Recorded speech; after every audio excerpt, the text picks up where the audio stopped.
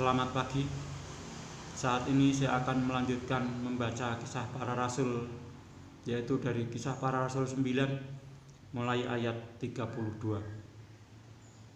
Petrus menyembuhkan Eneas dan membangkitkan Dorkas. Pada waktu itu Petrus berjalan keliling mengadakan kunjungan kemana-mana. Dalam perjalanan itu ia singgah juga kepada orang-orang kudus yang di Lida. Di situ didapatinya seorang bernama Eneas yang telah 8 tahun terbaring di tempat tidur karena lumpuh. Kata Petrus kepadanya, "Eneas, Yesus Kristus menyembuhkan engkau. Bangunlah dan bereskanlah tempat tidurmu." Seketika itu juga bangunlah orang itu. Semua penduduk Lida dan Saron melihat dia.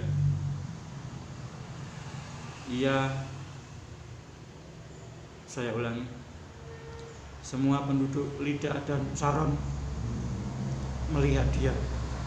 Lalu mereka berbalik kepada Tuhan. Di Yope ada seorang murid perempuan bernama Tabita, dalam bahasa Yunani Dorkas. Perempuan itu banyak sekali berbuat baik dan memberi sedekah. Tetapi pada waktu itu ia sakit lalu meninggal, dan setelah dimandikan mayatnya dibaringkan di ruang atas. Lida dekat kota Yope. Ketika murid-murid mendengar bahwa Petrus ada di Lida, mereka menyuruh 2 orang kepadanya dengan permintaan, "Segeralah datang ke tempat kami." Maka berkemaslah Petrus dan berangkat bersama-sama dengan mereka. Setelah sampai di sana, ia dibawa ke ruang atas, dan semua janda datang berdiri dekatnya, dan sambil menangis mereka menunjukkan kepadanya semua baju dan pakaian yang dibuat Dorkas waktu ia masih hidup. Tetapi Petrus menyuruh mereka semua keluar, lalu ia berlutut dan berdoa. Kemudian ia berpaling ke mayat itu dan berkata, "Tabita, bangkitlah." Lalu Tabita membuka matanya, dan ketika melihat Petrus, ia bangun lalu duduk. Petrus memegang tangannya dan membantu dia berdiri. Kemudian ia memanggil orang-orang kudus beserta janda-janda, lalu menunjukkan kepada mereka bahwa perempuan itu hidup. Peristiwa itu tersiar ke seluruh Yope, dan banyak orang menjadi percaya kepada Tuhan. Kemudian daripada itu, Petrus tinggal beberapa hari di Yope, di rumah seorang yang bernama Simon, seorang penyamak kulit. Saya lanjutkan membaca Kisah Para Rasul yang ke-10. Petrus dan Kornelius. Di Kaisaria ada seorang yang bernama Kornelius, seorang perwira pasukan yang disebut pasukan Italia. Ia saleh. Ia serta seisi rumahnya takut akan Allah, dan ia memberi banyak sedekah kepada umat Yahudi dan senantiasa berdoa kepada Allah. Dalam suatu penglihatan, kira-kira jam 3 petang, jelas tampak kepadanya seorang malaikat Allah masuk ke rumahnya dan berkata kepadanya, "Kornelius." Ia menatap malaikat itu, dan dengan takut ia berkata, "Ada apa, Tuhan?" Jawab malaikat itu, "Semua doamu dan sedekahmu telah naik ke hadirat Allah, dan Allah mengingat engkau. Dan sekarang suruhlah beberapa orang ke Yope untuk menjemput seorang yang bernama Simon dan yang disebut Petrus. Ia menumpang di rumah seorang penyamak kulit yang bernama Simon, yang tinggal di tepi laut." Setelah malaikat yang berbicara kepadanya itu meninggalkan dia, dipanggilnya 2 orang hambanya beserta seorang prajurit yang saleh dari orang-orang yang selalu bersama-sama dengan dia. Dan sesudah ia menjelaskan segala sesuatu kepada mereka, ia menyuruh mereka ke Yope. Keesokan harinya, ketika ketiga orang itu berada dalam perjalanan dan sudah dekat kota Yope, kira-kira pukul 12 tengah hari, naiklah Petrus ke atas rumah untuk berdoa. Ia merasa lapar dan ingin makan, tetapi sementara makanan disediakan, tiba-tiba rohnya diliputi kuasa ilahi. Tampak olehnya langit terbuka dan turunlah suatu benda berbentuk kain lebar yang bergantung pada keempat sudutnya, yang diturunkan ke tanah. Di dalamnya terdapat pelbagai jenis binatang berkaki empat, binatang menjalar, dan burung. Kedengaranlah olehnya suatu suara yang berkata, "Bangunlah, hai Petrus, sembelihlah dan makanlah." Tetapi Petrus menjawab, "Tidak, Tuhan, tidak, sebab aku belum pernah makan sesuatu yang haram dan yang tidak tahir." Kedengaran pula untuk kedua kalinya suara yang berkata kepadanya, "Apa yang dinyatakan halal oleh Allah, tidak boleh engkau nyatakan haram." Hal ini terjadi sampai 3 kali, dan segera sesudah itu terangkatlah benda itu ke langit. Petrus bertanya-tanya di dalam hatinya, apa kiranya arti penglihatan yang telah dilihatnya itu. Sementara itu telah sampai di muka pintu orang-orang yang disuruh oleh Kornelius dan yang berusaha mengetahui di mana rumah Simon. Mereka memanggil seorang dan bertanya, apakah Simon yang disebut Petrus ada menumpang di rumah itu.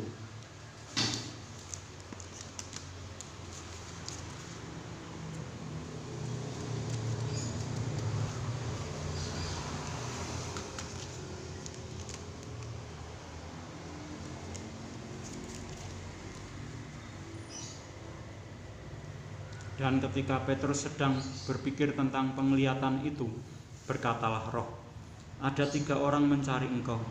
Bangunlah, turunlah ke bawah, dan berangkatlah bersama-sama dengan mereka. Jangan bimbang, sebab aku yang menyuruh mereka kemari."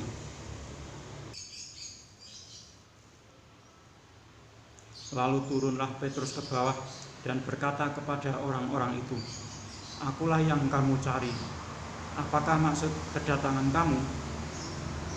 Jawab mereka, "Kornelius, seorang perwira yang tulus hati dan takut akan Allah, dan yang terkenal baik di antara seluruh bangsa Yahudi, telah menerima penyataan Allah dengan perantaraan seorang malaikat kudus, supaya ia mengundang engkau ke rumahnya dan mendengar apa yang akan kau katakan.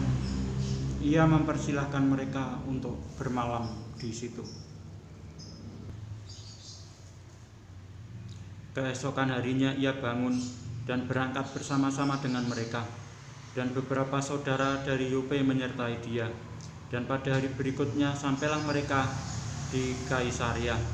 Kornelius sedang menantikan mereka, dan ia telah memanggil sanak saudaranya dan sahabat-sahabatnya berkumpul. Ketika Petrus masuk, datanglah Kornelius menyambutnya, dan sambil tersungkur di depan kakinya, ia menyembah Petrus. Tetapi Petrus menegakkan dia, katanya, "Bangunlah, aku hanya manusia saja." Dan sambil bercakap-cakap dengan dia, ia masuk dan mendapati banyak orang sedang berkumpul.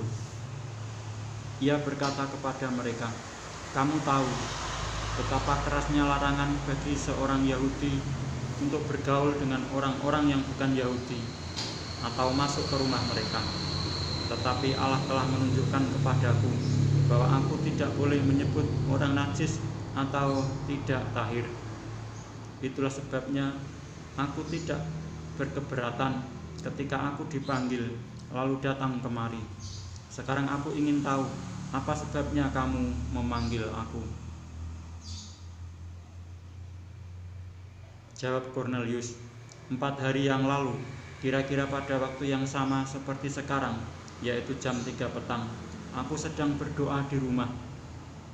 Tiba-tiba ada seorang berdiri di depanku, pakaiannya berkilo-kiloan, dan ia berkata, "Kornelius, doamu telah didengarkan Allah, dan sedekahmu telah diingatkan di hadapannya. Suruhlah orang ke Yope untuk menjemput Simon yang disebut Petrus. Ia sedang menumpang di rumah Simon, seorang penyamak kulit yang tinggal di tepi laut. Karena itu segera kusuruh orang kepadamu, dan dengan senang hati engkau telah datang. Sekarang kami semua sudah hadir di sini di hadapan Allah untuk mendengarkan apa yang ditugaskan Allah kepadamu."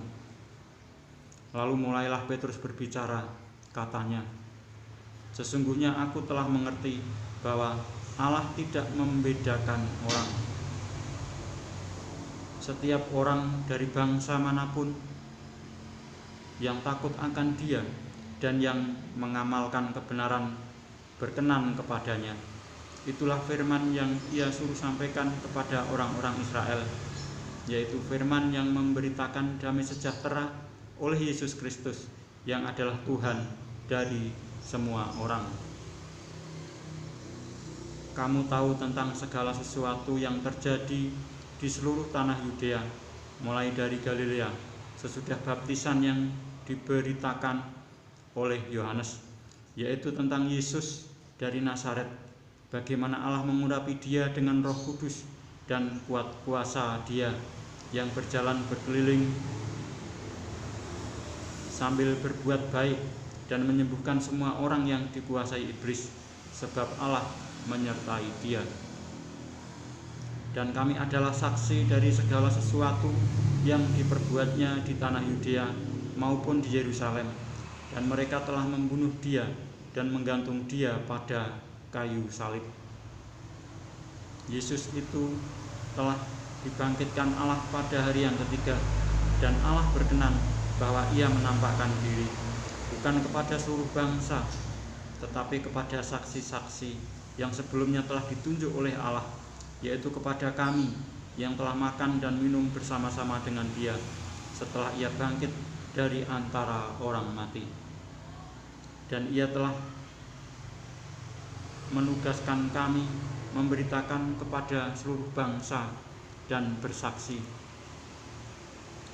bahwa Dialah yang ditentukan Allah menjadi hakim atas orang-orang hidup dan orang-orang mati. Tentang Dialah semua nabi bersaksi bahwa barang siapa percaya kepadanya, ia akan mendapat pengampunan dosa oleh karena namanya.